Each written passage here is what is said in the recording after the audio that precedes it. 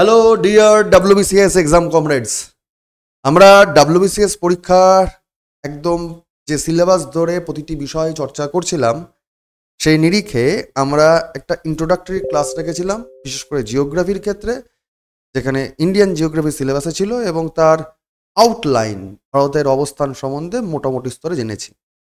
মোটামুটি স্তরে কেন বললাম? কারণ যেটা কোনো জায়গায় হয় না সেই রকমভাবেই কনসেপ্ট ভাঙাচোরা করবো বলেই কিন্তু শুরু থেকে বলা হচ্ছে যে সেশনগুলো কিন্তু অন্যরকম হতে চলেছে, যেখানে গোড়া থেকে খোল নচলে পুরোপুরি বদলে দেওয়া হবে। তো ভারতের যে অবস্থানগত যে ডিটেলিং দরকার তার বলতে পারো পরের প্রতি যে পর্যায়, সেখানে আজকে শুরু করব, যেখানে আমরা রাজ্যগুলোকে ধরে ধরে ধরে ধরে একটা বলতে পারো ওয়ান শট আমরা ইয়ে করে নেব, একটা একটা পর্যবেক্ষণ করে নেব। এবার তারপরে কোন রাজ্যের কোথায় কি আছে ফিজিওগ্রাফি অনুযায়ী সেগুলো তো যাবই, এবং আপামরভাবে যেভাবে চিরাচরিত উপায়তে পাহাড় পর্বত মালভূমি কিংবা তার ভৌগোলিক সমস্ত অবস্থান তার ডিটেলিং লাগে, এসব নিয়ে চিন্তা করো না, মাথা খারাপ করে দেবো তোমাদের। ওর বাইরে আমি মানে ড্যাম শিওর ওর বাইরে কোশ্চেন আসবে না, কারণ জেনারেলি আমি রিভার্স সিস্টেমের ক্লাসই নিই 20খানা ক্লাস, যেখানে 2 ঘন্টা করে ক্লাস নিই। তাহলে বুঝতে পারছো যে কতখানি কোয়ালিটি বা কোয়ান্টিটি থাকে। রিভারের আশপাশ দিয়ে যা যা দরকার সেরকম দিই, তাহলে সেখানে মাউন্টেন প্লেটু সিরিজ কী হতে পারে ধারণা করতে পারছি।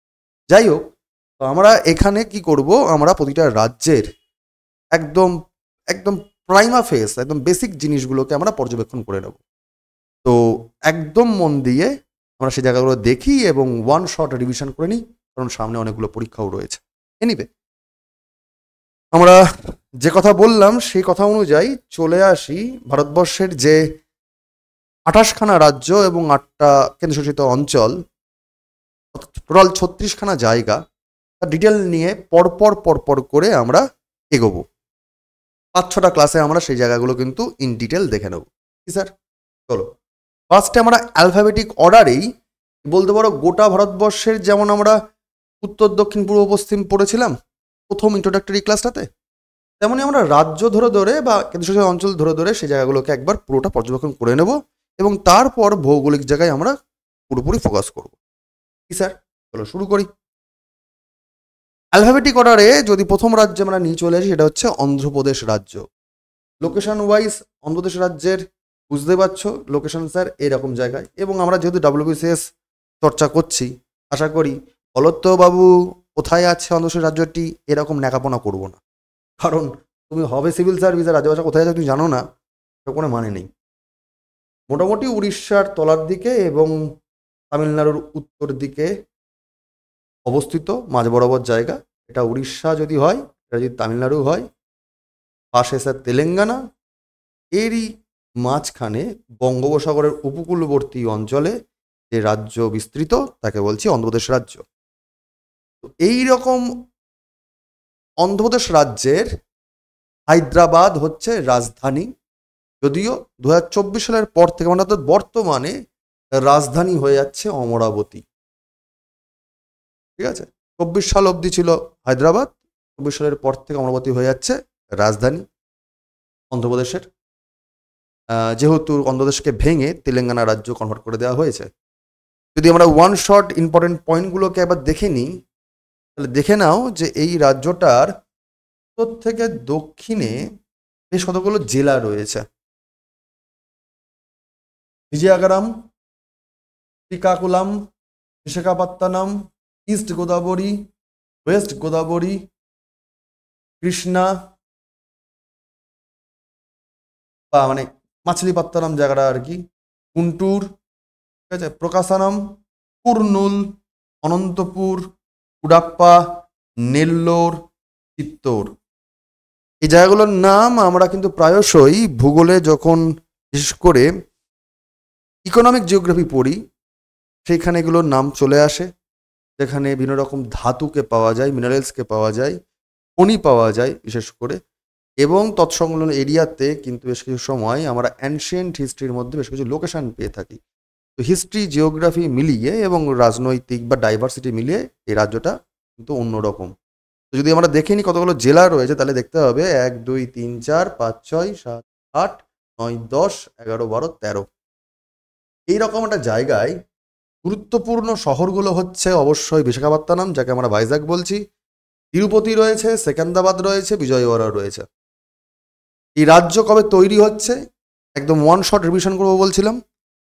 1 অক্টোবর 1953-তে মাদ্রাজ রাজ্য, অর্থাৎ বর্তমানে যেটা তামিলনাড়ু, তারপরে সেখানে ছিল মাদ্রাজ, এখানের মধ্যে ইনক্লুড ছিল তেলুগু ভাষাভাষী সম্প্রদায়যুক্ত মানুষজন, অর্থাৎ অন্ধ্রপ্রদেশ, তেলেঙ্গানার লোকজন, পরে তামিলনাড়ু, সবটা মিলিয়ে তামিল তেলুগু অঞ্চল ছিল মাদ্রাজ। এবং সেই মাদ্রাজ রাজ্য থেকেই কিন্তু ভাগ করে দিয়ে 1 অক্টোবর 1953-তে এটা প্রথম ভাষাভিত্তিক রাজ্য হয়, এটা আমরা সবাই জানি।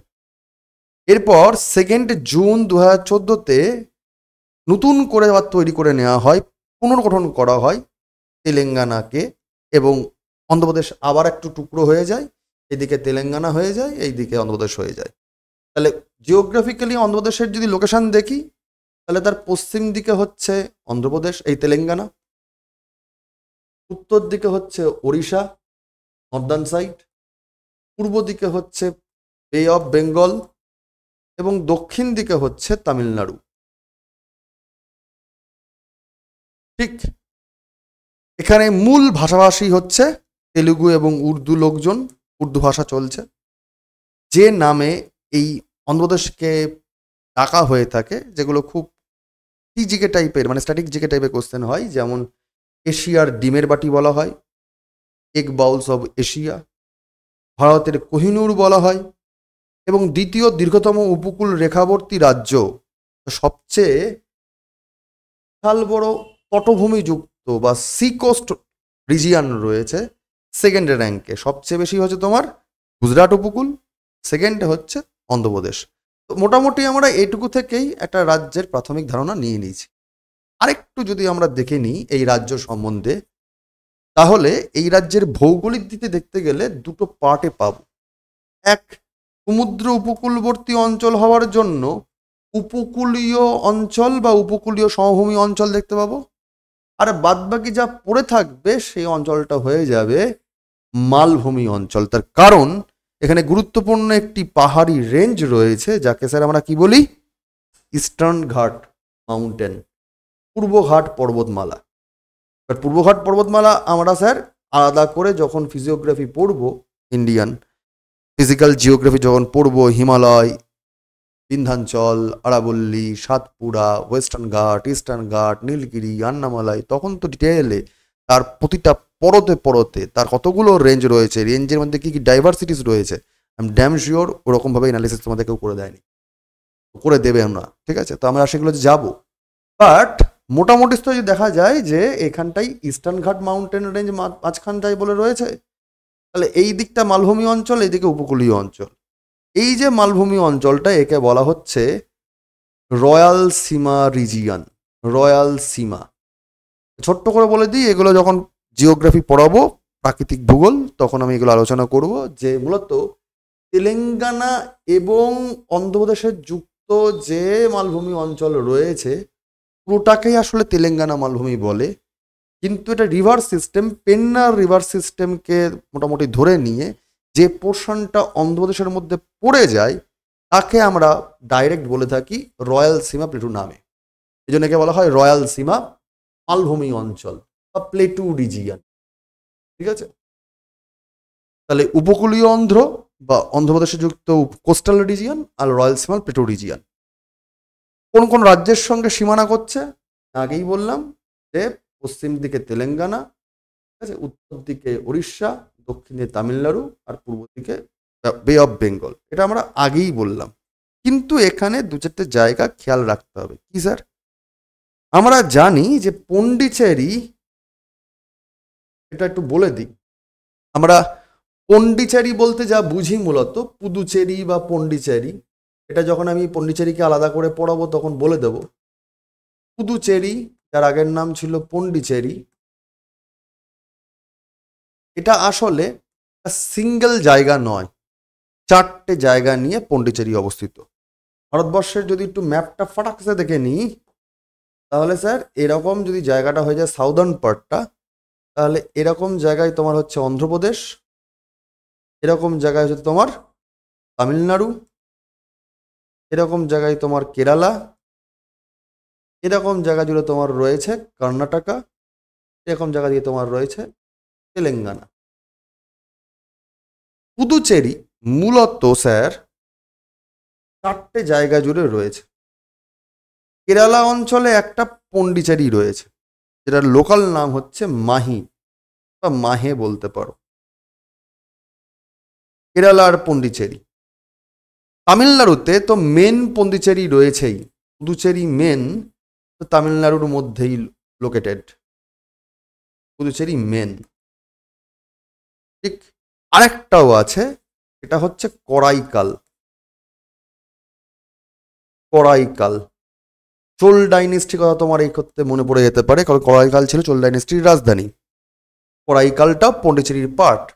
তেমন ভাবেই অন্ধ্রপ্রদেশেও একটা কিন্তু পন্ডিচেরি আছে, যার লোকাল নাম হচ্ছে ইয়ানাম, এটাও পন্ডিচেরির পার্ট। অর্থাৎ 4টে, 1, 2 মেন পন্ডিচেরি, 3 এবং 4 নম্বর মাহে, এই 4টে জায়গা জুড়ে কিন্তু টোটালটা হচ্ছে পন্ডিচেরি নামক ইউনিয়ন টেরিটরি।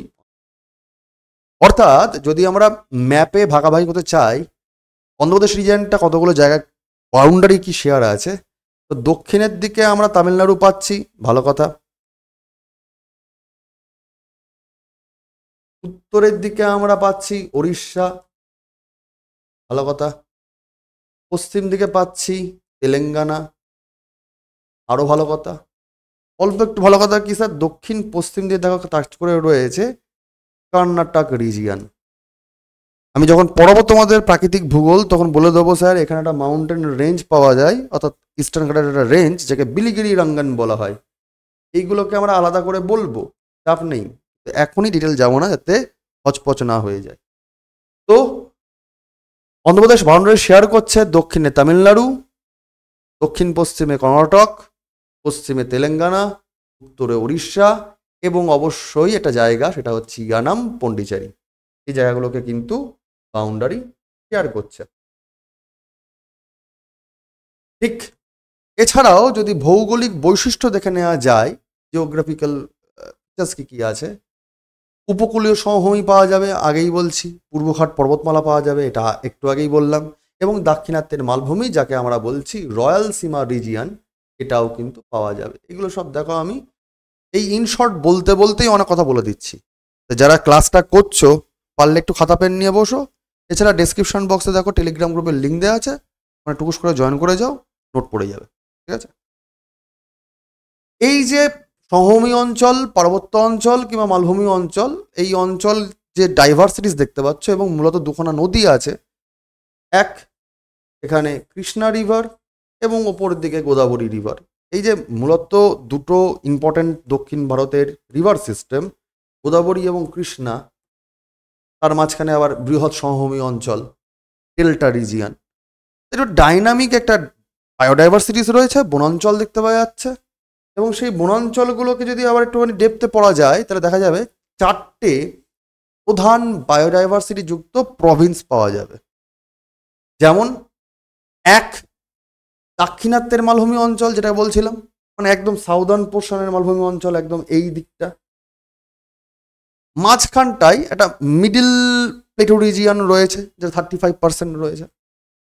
পূর্ব দিকে ইস্টার্ন ঘাটের জন্য কিছু হাইল্যান্ডস থাকবে। তো ইস্টার্ন রিজিয়নের হাইল্যান্ড যেটা 11% জুড়ে রয়েছে, এবং বেশ কিছু অঞ্চল উপকূলীয় অঞ্চল যেটা 1% এরিয়া জুড়েছে। অর্থাৎ অন্ধ্রপ্রদেশ রাজ্যকে যদি আমরা খুব জুম করে নিই এবং তার এরিয়াকে পার্সেন্টেজ অনুযায়ী ভাগ ভাগই করি, তাহলে দেখব দাক্ষিণাত্যের মালভূমি অঞ্চল তোমার রয়েছে 53%, মধ্য মালভূমি অঞ্চল তোমার রয়েছে 35%, পূর্ব দিককার যে হাইল্যান্ড সেটা হচ্ছে 11%, আর বাদ বাকি 1% হচ্ছে তোমার উপকূলবর্তী সমভূমি অঞ্চল বা কোস্টাল প্লেন রিজিয়ন। তো এইরকম জায়গাতে যে গাছপালাগুলো জন্মায় সেটা মূলত গ্রীষ্মকালীন শুষ্ক বনভূমি। গরম, দক্ষিণ ভারতে গরম, কারণ ধীরে ধীরে আমরা ইকুয়েটরের দিকে এগিয়ে যাচ্ছি। কেন স্যার? তার কারণ ওপর দিক দিয়ে চলে গেছে স্যার নিরক্ষরেখা, 23.5 ডিগ্রি উত্তর অক্ষরেখা, এটা আমরা তো জানি, এটাকে ট্রপিক অফ ক্যান্সার বলে থাকি। আর তলার দিকে যদি আমরা যাই তাহলে তো স্যার আস্তে আস্তে আমরা নিরক্ষরেখার দিকে এগিয়ে যাচ্ছি। তাহলে দক্ষিণ ভারতের তাপমাত্রা তো স্যার এমনি বাড়বে। পৃথিবীকে যখন ভাগাভাগি করে নিই, প্রথম দিনকে বলছিলাম এটা স্যার নিরক্ষরেখা, ইকুয়েটর লাইন, আর ভারতবর্ষ তোমার রয়েছে উত্তর পূর্ব গোলার্ধে, যার মাঝ বরাবর জায়গা দিয়ে তোমার চলে গেছে 23.5 ডিগ্রি অক্ষরেখা বা ট্রপিক অফ ক্যান্সার, কর্কটক্রান্তি রেখা। তাহলে যত তলার দিকে নামবো দক্ষিণ ভারতে, তাহলে সেটা হয়ে যাবে কার কাছাকাছি? নিরক্ষরেখার কাছাকাছি।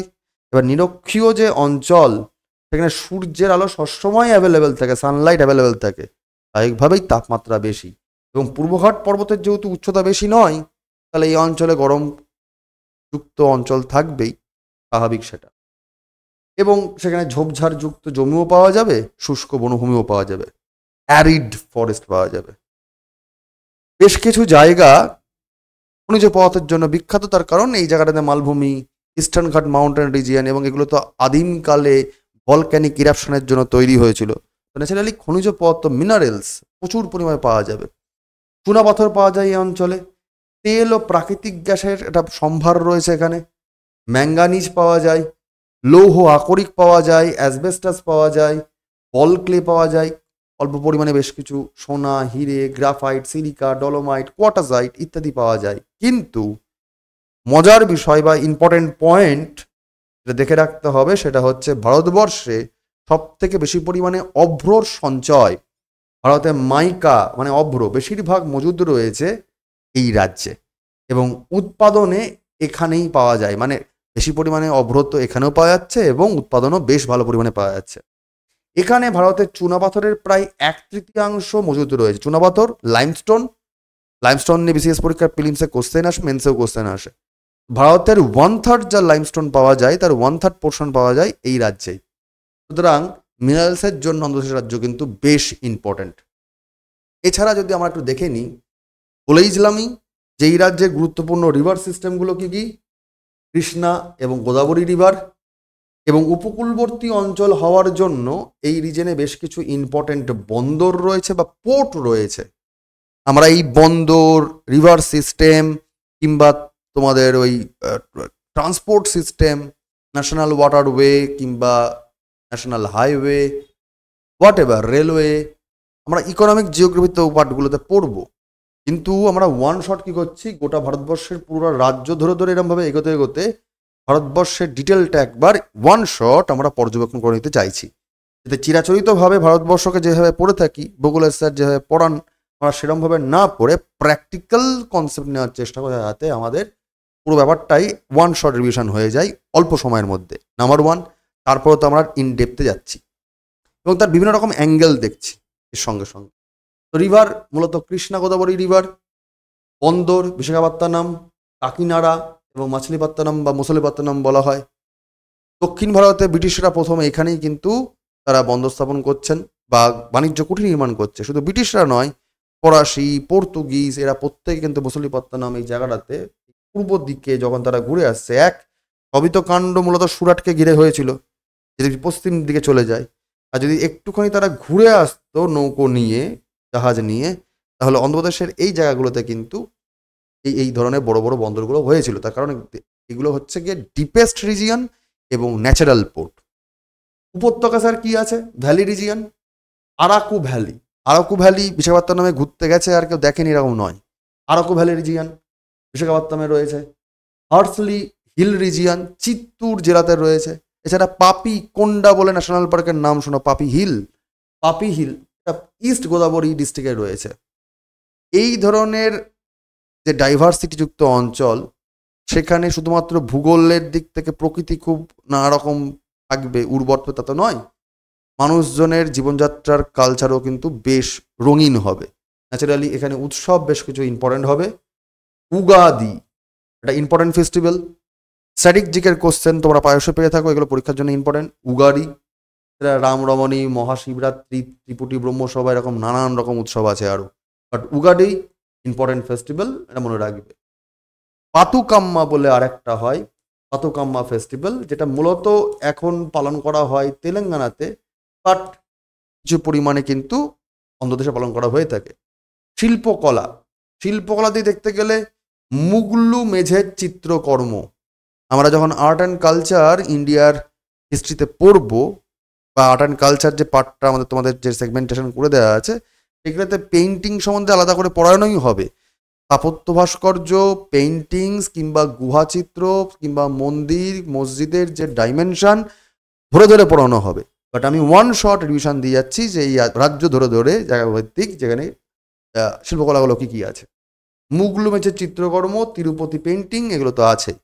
বস্ত্রশিল্পের জন্য একটা বিখ্যাত জায়গা অন্ধ্রপ্রদেশ, সেটা কি কালামকারী বস্ত্রশিল্প। এটা মনে রাখবে, পরীক্ষার জন্য খুব ইম্পর্টেন্ট, কালামকারী বস্ত্রশিল্প। নৃত্যের ধরন কি, বেশ কিছু ইম্পর্টেন্ট নাচের নাম তোমরা পড়ো, ক্লাসিক্যাল ডান্স ফর্ম স্ট্র্যাটেজিকের জন্য, যেমন কুচিপুড়ি, পাট্টাবোমাল্লু, ভিডনাট্যম, লম্বাদি, হরিকাথা, ধিমসা, কারপেট্টা গুল্লু, এগুলো কিন্তু খুবই ইম্পর্টেন্ট ডান্স ফর্ম।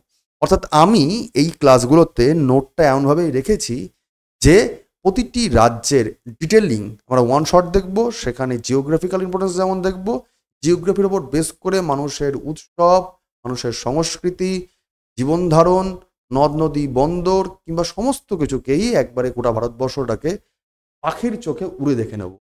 ঠিক এতে কি হবে, ভারতবর্ষের ভৌগোলিক অবস্থান, ভারতবর্ষের রাজনৈতিক, ঐতিহাসিক বা যে কোনো রকমের যে জায়গাগুলো রয়েছে, তাতে ভূগোলকে বেস করে আমরা একবার পাখির চোখে নিয়ে নিজের হাতে কমান্ড তুলে নিতে পারি। ওকে, তো এটা গেল তোমার অন্ধ্রপ্রদেশ রাজ্যের গল্প। আমরা যদি এ সিরিজ দিয়ে যে জার্নি শুরু করছি ভারতবর্ষের রাজ্যগুলোর, অন্ধ্রপ্রদেশের পরের যে রাজ্যে চলে যাবে সেটা হচ্ছে অরুণাচল প্রদেশ। আমরা অ্যালফাবেটিক অর্ডারে পর্ব করে বিভিন্ন রকম রাজ্যতে যাব। অরুণাচল প্রদেশের রাজ্য বললেই এটা হচ্ছে ভারতবর্ষের পুরোপুরি পূর্ব দিককার বা পূর্বতম রাজ্য হচ্ছে অরুণাচল প্রদেশ। আমরা যদি একটু ম্যাপের নিরিখে দেখে নিই কোন জায়গাটা, তাহলে স্যার এরকম জায়গা।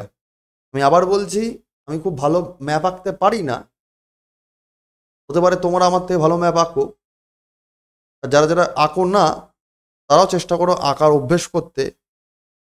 কারণ যত তুমি ম্যাপ পয়েন্টিংকে বেস করে চর্চা করতে পারবে, তাহলে তুমি দেখবে যে ইতিহাস, ভূগোল, পলিটি, ইকোনমি সমস্ত কিছু কানেক্ট করে দিতে পারবে এবং পড়াটা অনেক সহজেই মনে থেকে যাবে। কারণ বাবা, তোমরা হয়তো নোটের জন্য লাফালাফি করো ঠিকই, তো নোটটা না ফোনে থাকে যায় পিডিএফ আকারে, ক্লাস থেকে যাই রেকর্ড আকারে ফোনের মধ্যে, মাথায় কিছু থাকে না। আর পরীক্ষা হলে মাথাটাকে নিয়ে পরীক্ষা ঢুকতে হবে। তখন চেষ্টা করো মাথার মধ্যে ম্যাপ পয়েন্টিং যেন ছবির মতো করে থাকে। চলচ্চিত্র যেমন মনে রাখা যায় চেষ্টা করি আমরা, সিনেমা সেরকমভাবে মনে রাখার চেষ্টা করি। মোটামুটি পূর্ব দিকে ভারতবর্ষের এই রকম যে রাজ্যটি, সেটা হচ্ছে অরুণাচল প্রদেশ। এই অরুণাচল প্রদেশ যদি আজকে পূর্ব দিককার রাজ্য হয় বা নর্থ ইস্টের সেভেন সিস্টারের একটি পার্ট হয়ে থাকে, তাহলে স্যার বুঝতেই হবে এই রাজ্যের একদম ওপর দিক দিয়ে, মানে উত্তর সাইডটা দিয়ে হিমালয়া রেঞ্জ রয়েছে পরিষ্কার। তার মানে এক, এই রাজ্যে আমরা হিমালয়কে পাবো। দুই, বেশ কিছু পূর্বাঞ্চলীয় হিল রিজিয়ান পাবো এইসব অঞ্চলে, তাহলে পূর্বাঞ্চল হিমালয়া রয়েছে আবার। তাহলে এই হিমালয়টা কি স্যার, এটা গ্রেট হিমালয়ের পার্ট। আমরা যখন পুরোপুরি পড়বো তখন তো দেখবই। এছাড়া পূর্বাঞ্চল হিমালয়ের পার্ট একটা রয়েছে, দুটো হিমালয় রিজিয়ান দেখতে পাবো। এখান দিয়ে আবার এসছে আমাদের বিখ্যাত রিভার সিস্টেম ভারতবর্ষে ঢুকেছে, ব্রহ্মপুত্র রিভার। ছোটবেলার থেকে পড়ে আসছি। তাহলে ব্রহ্মপুত্র রিভারের একটা রিজিয়ান বলা যেতে পারে, এটা মেজর রিভার। কিন্তু এই রিজিয়ানে প্রচুর আরো খুচখাচ প্রচুর রিভার এসছে, তার মানে নদীমাতৃক একটি জায়গা, পাহাড়ি জায়গা একটা। পাহাড়ি জায়গা যখনই বলি তখন মাঝে মাঝে চলে আসবে স্যার এই জায়গাটাতে বেশ কিছু পাসেস পাবো, গিরিপথের নাম পাবো, বেশ কিছু পাসেসের নাম পাবো, গিরিপথ রয়েছে এখানে। তো যদি ম্যাপ দেখা যায়, এই রকম জায়গাটা তোমার হচ্ছে ভুটান, তাহলে ভুটানের সঙ্গে বর্ডার শেয়ার করবে। তারপর উপর দিকে তোমার তিব্বত বা চায়না রয়েছে, তার সাথে বর্ডার শেয়ার করবে। তার সঙ্গে আবার এই দিকে তোমার মিয়ানমার রয়েছে, তার সাথেও বর্ডার শেয়ার করবে। তলার দিকে স্যার এইখানটা আসাম রয়েছে, আসামের সঙ্গে বর্ডার শেয়ার করবে। আর তলার দিকে স্যার রয়েছে এখানে নাগাল্যান্ড। তার মানে এই রকম উত্তর দিকে ভুটান, চায়না, পূর্ব দিকে মায়ানমার, দক্ষিণ দিকে নাগাল্যান্ড এবং দক্ষিণ পশ্চিম দিকে আসাম। এই মধ্যবর্তী যে পূর্বাঞ্চল হিমালয়যুক্ত এরিয়া বা ব্রহ্মপুত্র রিভারের যে ভ্যালি রিজিয়ন, তাকেই আমরা বলছি ভারতবর্ষের সব থেকে পূর্ব দিককার যে রাজ্য অরুণাচল প্রদেশ। এবং এটাকে নিয়ে আজকে এখন আমরা বগর বগর করব। কি স্যার, 1962 সাল, তার আগে স্যার এই রাজ্যটা উত্তর পূর্ব সীমান্ত সংস্থা বা নর্থ ইস্ট ফ্রন্টিয়ার রিজিয়ন নামে পরিচিত ছিল এবং আসলে এটা একটা আসামের অংশ ছিল, আসামের পার্ট ছিল। 1972 সালে অরুণাচল প্রদেশকে কেন্দ্রশাসিত অঞ্চল হিসাবে গঠন করা দেওয়া হয়, মানে ইউনিয়ন টেরিটরি হয়ে যায় অরুণাচল প্রদেশ 1972-তে। তারও বেশ কিছু বছর পরে 1987-এ এটি ভারতবর্ষের যে ইউনিয়ন, ভারত নামক যে দেশ, তার 24তম রাজ্য হিসাবে পরিচিতি লাভ করে। অর্থাৎ আজকের অরুণাচল প্রদেশ যে রাজ্যটা, সেটা রাজ্য হিসাবে আত্মপ্রকাশ করেছে 1984-এ 24th রাজ্য হিসাবে। 1972-তে এটা পার্টিকুলার ইউনিয়ন টেরিটরি তকমা পেয়েছিল। আর 1962 সালে মূলত স্যার এটা ছিল আসামের একটা পার্ট এবং সেখান থেকে এটা নর্থ ইস্ট ফ্রন্টিয়ার রিজিয়ন নামে এটা তকমা পেয়েছিল, সেভেন সিস্টারের পার্ট ছিল। এই রাজ্যে বেশ কিছু ট্রাইবাল লোকজন আছে, পাহাড়ের নাম অনুযায়ী ট্রাইবাল লোক রয়েছে। যখন তোমাদেরকে আমি এরকমভাবে ম্যাপ করে করে পড়িয়ে দেবো যে এই রিজিয়নের মধ্যে পাহাড়ি রিজিয়নগুলো কি কি রয়েছে, যখন ডিটেলে পড়বো পূর্বাঞ্চল হিমালয়ের মধ্যে যে পার্টিকুলার এই যে জায়গাটা, যদি অরুণাচল প্রদেশকে ধরে নেওয়া হয় তাহলে দেখা যাবে এইখানটা ডাফলা পাহাড় রয়েছে, এখানে মিরি পাহাড় রয়েছে, এখানে আবর পাহাড় রয়েছে, এখানে মিশমি পাহাড় রয়েছে এবং এখানে পাটকই ব্রুম রেঞ্জ রয়েছে। তাহলে এই যে পাহাড়ি রেঞ্জগুলোর নাম বললাম, সেই নাম অনুযায়ী কিন্তু এখানে আসলে ট্রাইবাল গ্রুপগুলোও রয়েছে। এবং ট্রাইবাল গ্রুপগুলো স্যার কি কি? ট্রাইবাল গ্রুপগুলো হচ্ছে তোমার আবার, আপাতানিস, খামতি, মুম্বা, সিংফিস, খাম্বাস, মিশমিস, নিশি, ওয়াঞ্চো। এই পাহাড়ি জায়গাগুলোর নাম অনুযায়ী কিন্তু এখানে ট্রাইবাল লোকজনও পাওয়া যায়। তো এরকমভাবে তুমি মনে রাখতে পারো। তাহলে এই লোকগুলোর উৎসব কি? উৎসব হচ্ছে গোকুম গোম্পা, বিখ্যাত একটি উৎসব। সিয়াং রিভার ফেস্টিভ্যাল, ইম্পর্টেন্ট রিভারকে ঘিরে একটা ফেস্টিভ্যাল হয়ে থাকে। লোজার ফেস্টিভ্যাল, যেহেতু তিব্বত চায়নার ঘেঁষা জায়গা, বেশ কিছু লোকজন, তিব্বতী লোকজন এখানে রয়েছে, তারা তিব্বতী বুদ্ধ পূর্ণিমা বা মানে বুদ্ধদেবের জন্ম নিয়ে উৎসব পালন করে থাকে, লোজার ফেস্টিভ্যাল। তামলাড়ু, সোলাং ফেস্টিভ্যাল খুব ইম্পর্টেন্ট। নিউকুম ফেস্টিভ্যাল, বুদ্ধ মহোৎসব, বুড়িবুট কিংবা নিউকুম, এই ধরনের উৎসবগুলো কিন্তু এখানে পারফর্ম করা হয়। বেশ কিছু ডান্স ফর্ম এখানে বিখ্যাত, যেমন পোনাং বা পনুং, মোম্পা, ইগু, পপির, এই ডান্স ফর্মগুলো কিন্তু এখানকার ফোক ডান্স এবং ইম্পর্টেন্ট ডান্স ফর্ম। এই অরুণাচল প্রদেশ রাজ্যটা যা তৈরি হলো 1987-এ 24তম রাজ্য হিসাবে, তার রাজধানী তৈরি করে দেওয়া হলো ইটানগরকে। এবং রাজ্যের যদি বর্ডার দেখো, তাহলে রাজ্য হিসাবে শেয়ার করে দুখানা রাজ্য। এক, এই দিকে চলে আসছে আসাম, যেটা আমি আগেই ম্যাপে করে দেখিয়ে দিলাম, আর দক্ষিণ দিকে তোমার চলে আসছে নাগাল্যান্ডকে, যেটা তোমাকে আগেই দেখিয়ে দিলাম। নাগাল্যান্ড দক্ষিণ দিকে রয়েছে। আবার উত্তর দিকে তোমার রয়েছে এই উত্তর পশ্চিম করে ভুটান রিজিয়ন, আবার উত্তর দিকে তোমার রয়েছে চায়না বা তিব্বত রিজিয়ন, আবার পূর্ব দিকে চলে আসছে মায়ানমার রিজিয়ন। যদি একটুখানি ডেপথে দেখে নাও বা অবজার্ভ করো একদম খুব ভালোভাবে মন দিয়ে, তাহলে দুখানা রাজ্যের সাথে এই রাজ্যটি, অর্থাৎ অরুণাচল প্রদেশ রাজ্যটা, তার বাউন্ডারি শেয়ার করছে আর আন্তর্জাতিক সীমানা শেয়ার করছে 3টে দেশের সঙ্গে। তার মানে হাই ভোল্টেজ একটা কিন্তু রাজ্য, যেখানে ইন্টারন্যাশনাল বাউন্ডারি তোমার 3টে রয়েছে, ভুটান, চায়না, মায়ানমার। সব থেকে বেশি বড় শেয়ার করছে কার সাথে? চীনের সঙ্গে, প্রায় 1030 কিলোমিটার। এরপর মায়ানমারের সঙ্গে ওরা শেয়ার করেছে তোমার 440 কিলোমিটার এবং ভুটানের সাথে শেয়ার করেছে মাত্র 160 কিলোমিটার জায়গা। এবং ভারতবর্ষের সঙ্গে চীনের যে ডিভাইডিং লাইন, যেটা আমরা ম্যাকমোহন লাইন বলি, তারই পার্ট কিন্তু আসলে অরুণাচল প্রদেশ এবং চায়নার যে রেখা। এই রাজ্যের রাজ্য পাখি হচ্ছে গ্রেট হর্নবিল, আর রাজ্য প্রাণী হচ্ছে মিঠুন, যাকে বলা হয় গয়াল রাজ্য প্রাণী। ঠিক, এটা একটা ইনশর্ট আমরা অরুণাচল প্রদেশের জিস্ট পেলাম। আর কি কি জানতে পারছি স্যার? আমি আগেই বলেছি বেশ কিছু গিরিপথ পাওয়া যাবে। আমি যখন এখানে মাউন্টেন বা হিল রিজিয়ান ডিটেলে বলা শুরু করব, তখন ম্যাপ ধরে ধরে পড়াবো। যখন আমরা পুরো ভারতবর্ষের শুধুমাত্র পাসেসগুলোই পড়াবো, গ্লেসিয়ারগুলো পড়াবো, তখন দেখব। যখন আমি জিওগ্রাফি পড়াচ্ছি, আমি যখন ইন্ট্রোডাকশন দিচ্ছি ভারতবর্ষের বিভিন্ন রাজ্য ধরে ধরে, সেখানে আমি জিস্ট করবো বলেছি। সেখানে বমডিলা পাস ভারত তিব্বতের সঙ্গে, এটা ভায়া পার্টিকুলারলি বলতে পারো ভুটান ভায়া। এছাড়া বামলা বা বুমলা বলা হয়, টুঙ্গা পাস, তিহাং পাস ইম্পর্টেন্ট। এছাড়াও অনেক পাস রয়েছে, যেমন শেলা পাস, শেলা খুব ইম্পর্টেন্ট, ঠিক আছে। এছাড়া ডাইফার পাস রয়েছে, আরও অনেক ইম্পর্টেন্ট পাসগুলো রয়েছে, তিফু পাস রয়েছে। এছাড়া এই রাজ্যেও যেহেতু হিমালয় রিজিয়ান, পূর্বাঞ্চল হিমালয় রিজিয়ান, এখানে বেশ কিছু খনিজ পদার্থের সংস্থান রয়েছে, যেমন পেট্রোলিয়াম। বিদেশ মহাসাগর থেকে উপরে উত্থিত হয়েই তো পলি জমে তৈরি হয়ে যাচ্ছে তোমার হিমালয়।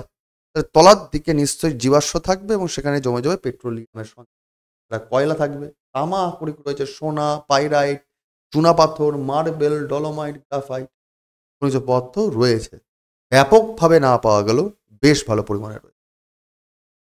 এই রাজ্যকে অর্কিডের স্বর্গ বলা হয়। অর্কিড ফুল দারুণভাবে পালন করা হয় বলে এখানে অর্কিডের স্বর্গ বলা হয়, হেভেন অফ অর্কিডস। এছাড়া সূর্যোদয়ের ভূমি বলা হয়, তার কারণ ভারতবর্ষের যেহেতু সব থেকে পূর্বতম রাজ্য এটি, দ্রাঘিমা এবং অক্ষাংশের দিক থেকে যেহেতু এটা সব থেকে ইস্টার্ন মোস্ট স্টেট, ন্যাচারালি পূর্ব দিক থেকে সূর্য ওঠে, তাহলে ভারতবর্ষের যে মূল ভূখণ্ড, সেখানে সূর্য প্রথমবারের জন্য সবার আগে উঠবে যে রাজ্যে বা যে অংশে, এটা অবশ্যই হয়ে যাবে এই রাজ্যটি, অরুণাচল প্রদেশ। তাই জন্য একে বলা হবে সূর্যোদয়ের ভূমি। এবং যেহেতু এখানে ন্যাচারাল ডাইভার্সিটিস প্রচুর পরিমাণে রয়েছে, নানা রকম গাছপালা রয়েছে, সেই কারণে যারা উদ্ভিদ বিজ্ঞানী, যারা বোটানিস্ট, তারা নানা রকম প্লান্টের ওপর পরীক্ষা নিরীক্ষা চালায়। সেই কারণে উদ্ভিদ বিজ্ঞানীদের স্বর্গ নামেও এই রাজ্য পরিচিত।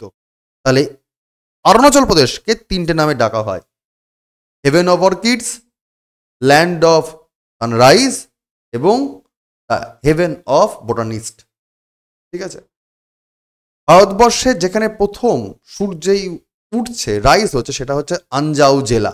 আনজাও ভারতের সব থেকে পূর্বতম জেলা, যেটা এই রাজ্যেই অবস্থিত। এছাড়া এই রাজ্যের বেশ কিছু ইম্পর্টেন্ট জায়গা আছে, যেগুলোতে বেশ কিছু জিনিসের জন্য বিখ্যাত। যেমন নামচিক বলে এই রাজ্যের জায়গা আছে, যেখানে পার্টিকুলার নামচিক তিরাপ জেলা বলা হয়, যেখানে পার্টিকুলারলি নামফুক নামে একটা কয়লা খনি অঞ্চল, সেখানে কয়লা ভালোভাবে মজুদ রয়েছে। আমি তোমাদের বলছিলাম পাটকই ব্রুম বা পাটকই বাম রিজিয়ান, হিল রিজিয়ান, সেই পাটকই ব্রুমে মায়ানমারের মধ্যে একটা ন্যাচারাল বাউন্ডারি হিসাবে কাজ করছে। তাকেই দেখো, তোমাদের একটু আগে আমি ম্যাপ করে বোঝাচ্ছিলাম যে এই যে রেঞ্জটা, আমি এখানেই বললাম তোমার এই পাহাড়টার নাম ডাফলা, এই পাহাড়টার নাম মিরি, এই পাহাড়টার নাম আবোর, এই পাহাড়টার নাম বলেছিলাম মিশমি, আর এই পাহাড়ের নাম বলেছিলাম তোমার পাটকই ব্রুম। তাহলে এই পাটকই ব্রুমটা হচ্ছে মায়ানমার আর ইন্ডিয়ার বলতে পারো ন্যাচারাল বাউন্ডারি। আবার মজার বিষয়, এই যে মিশমি পাহাড়ি রেঞ্জ আর পাটকই ব্রুম পাহাড়ি রেঞ্জ, এই দুটো মিলিয়ে যে বনাঞ্চল পাওয়া যায়, তাকে আবার বলে দেওয়া হয় Namdapha national park. Namdapha national park বা দাফা রেঞ্জ বলা হয়। আমরা এইগুলোও পড়বো যখন ন্যাশনাল পার্ক পড়বো, তার ডিটেল পড়বো। ঠিক আছে। এর পাশের যে রাজ্য আসাম, যদি আমরা সেখানে চলে আসি আসাম রাজ্যের গল্প নিয়ে, তাহলে আসামটাও আবার একটি নদীমাতৃক ভ্যালি রিজিয়ান, যার উত্তর দিকে ওই একই রকম ভাবে কিন্তু পেয়ে যাচ্ছি ভুটান নামক দেশকে,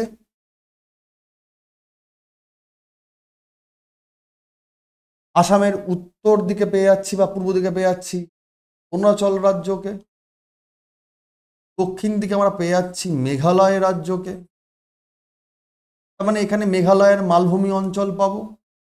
ওপর দিকে আমরা একটু আধটু পেয়ে থাকবো হিমালয়ের রেঞ্জ অঞ্চল, এবং মাঝ বরাবর জায়গা দিয়ে মূলত চলে আসবে কোন নদী? Brahmaputra river system. Brahmaputra river সিস্টেমের জন্যই ব্রহ্মপুত্র ভ্যালি বলা হবে। তার মানে এই জায়গাটা কিন্তু আসাম ভারতবর্ষের পূর্বাঞ্চলের অন্যতম সবচেয়ে গুরুত্বপূর্ণ রাজ্যগুলোর মধ্যে একটি। আসাম মূলত আসামের চা আর আসামের যে সিল্ক তার জন্য বিখ্যাত। দুটো রিভার সিস্টেম মোটামুটি এর উপত্যকা তৈরি করছে। আগেই বলছি, ব্রহ্মপুত্র রিভার সিস্টেম আর বারাক রিভার সিস্টেম, এবং এর মাঝখানে বেশ কিছু বড়াইল পাহাড়ি রেঞ্জ থাকছে। এখানে ইম্পর্টেন্ট বেশ কিছু হ্রদ রয়েছে, যেমন হাফলং লেক, একমাত্র পাহাড়ি এলাকায় অবস্থিত আসামের একটা প্রাকৃতিক ন্যাচারাল লেক। একে আসামের স্কটল্যান্ড নামে ডাকা হয়। এটা ইম্পর্টেন্ট পরীক্ষার জন্য। হাফলং লেক আসামে অবস্থিত, পাহাড়ি রিজিয়ন, ঠিক আছে, আসামের স্কটল্যান্ড নামে ডাকা হয়। এছাড়া হাজং লেক রয়েছে। আসামে বেশ কিছু লেক রয়েছে, বাট এগুলো মূল ইম্পর্টেন্ট লেক, আমরা যখন লেক পড়বো তখন সেগুলো ডিটেল পড়বো। আবার হাজং লেক রয়েছে, এটি কচ্ছপ হ্রদ নামেও পরিচিত হয়ে রয়েছে, ঠিক আছে। এবং এই হ্রদে এখানে কচ্ছপ উৎসব পালন করা হয়ে থাকে। এছাড়া ব্রহ্মপুত্র নদীর অববাহিকা অঞ্চলে চা বাগান পাহাড়ি রিজিয়নগুলোতে, আবার নদীমাতৃক অঞ্চল, চাষবাসযুক্ত অঞ্চল, সব রকম ন্যাশনাল পার্ক, আমরা তো জানি কাজিরাঙা গন্ডার বন্যায় প্রায়শই ভোগে এই আসাম অঞ্চল। তো এই ডাইনামিক জায়গাটা কিন্তু মজার জায়গা আসাম। কীরকম স্যার আর একটু দেখে নিই। এশিয়ার প্রথম তেলের খনি, তেলের কূপ পাওয়া যাচ্ছে ডিগবয়তে, আসামে। একদম অরুণাচল প্রদেশের ঘ্যাসা রিজিয়ন বলা যেতে পারে, সেখানে প্রথম তেলের খনি পাওয়া যাচ্ছে এখানে।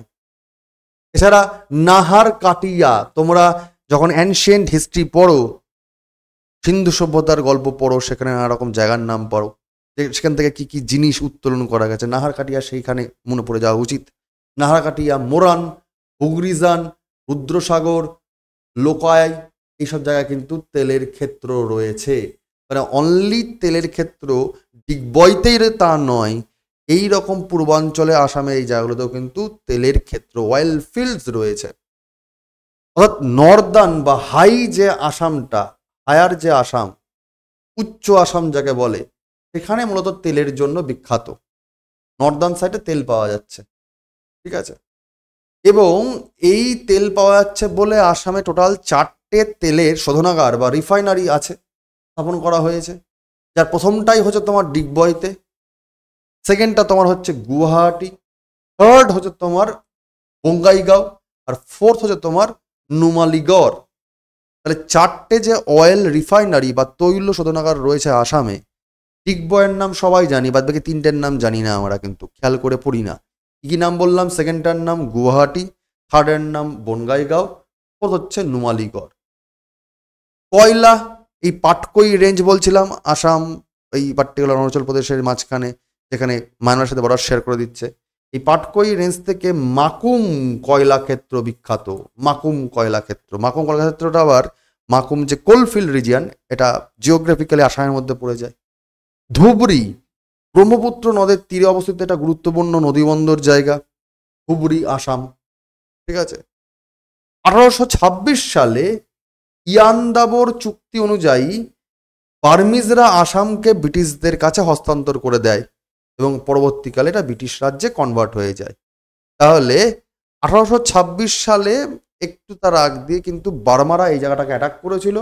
বার্মা শক্তি এটাকে অ্যাটাক করে নিজের হস্তগত করছিল। তার কারণ যেহেতু পূর্বাঞ্চল হিমালয়া, বনভূমির সঞ্চার এখানে বেশ কিছু ভালো আছে, এবং এখানে টেলগুলো পাওয়া যাচ্ছে।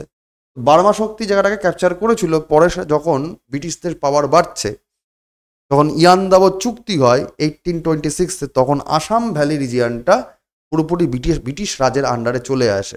এবং তোমরা যখন মডার্ন হিস্ট্রি পড়বে আরও, তখন দেখবে ঠিক যে বছর কংগ্রেস তৈরি হচ্ছে 1885-এ, সেই বছর ভারতবর্ষের যে ভাইসরয় ছিলেন লর্ড ডাফরিন, তার আমলে থার্ড ইঙ্গো বার্মা ওয়ারের মারফত মায়ানমারটা বা বার্মাটাকে ক্যাপচার করে নিচ্ছে ব্রিটিশ শক্তি, ব্রিটিশ ইন্ডিয়ার পার্ট হয়ে যাচ্ছিল।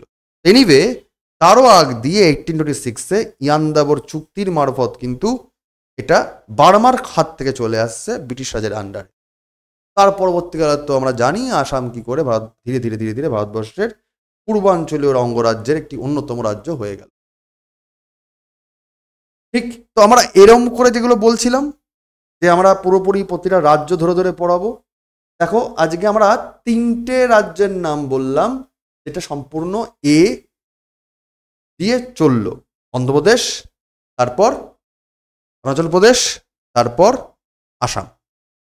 আমাদের এরমভাবে তোমাদের সিরিজ রেডি করে রেখে দিয়েছি বাবা। এর পরের দিনই আমরা চলে আসব বিহারের গল্প নিয়ে, কারণ এরপরে বি এর অ্যালফাবেটিক অর্ডার। আমরা বিহারটাকে পড়বো, ধৈর্য ধরে থাকো, যাতে আমরা অল্প অল্প করে পড়ি, যাতে পড়া আমাদের তৈরি হয়ে যায় এবং পুরোপুরি আমরা গোটা ভারতবর্ষের যা অবস্থানগত ডিটেল রয়েছে, ভারতবর্ষের যাকে বলা হয় ইন্ট্রোডাকশনটাকে বরং আমরা ডেপথেই পড়ছি, সাধারণ জ্ঞানটা ভালোভাবেই নিয়ে নিচ্ছি, যাতে ভারতবর্ষের অবস্থান, সেখানকার বৈশিষ্ট্য আমরা ভালোভাবে জেনে নিতে পারি। এরপর আমরা বরং সেখানকার যখন ওভারঅল একটা পাখির চোখে উড়ে নিয়েছি, তারপরে জুম করে করে সেখানে মাউন্টেন রেঞ্জ, হিল রেঞ্জ কিংবা নদীর সিস্টেম, চাষবাস কীরকম হয়, মিনারেল কীরকম পাওয়া যায়, জিওগ্রাফিক্যাল টাইমলাইন কী করে চেঞ্জ হচ্ছে, সেখানে রিভার সিস্টেম কী রকম আছে, বন্দর কী আছে, ট্রান্সপোর্ট সিস্টেম কী আছে, ইকোনমি কী করে জেনারেট হচ্ছে, গোটা ভারতবর্ষের ভূগোলটাকে আমরা অন্যরকম আঙ্গিকে আরও মোল্ড করে পড়ার চেষ্টা করি। আজকে অবধি রাখলাম, পরের দিন পরের এই যে সিরিজ চলছে সেই সিরিজটা কিন্তু কন্টিনিউ হবে, পড়া রেডি রেখো। আর তুমি যদি নতুন হয়ে থাকো বাবা, দেখো ডেসক্রিপশন বক্সে লিঙ্ক দেওয়া আছে টেলিগ্রাম গ্রুপে, সেখানে জয়েন করে যাও। প্রত্যেকে ভালো থাকো, সুস্থ থাকো, best of luck, thank you.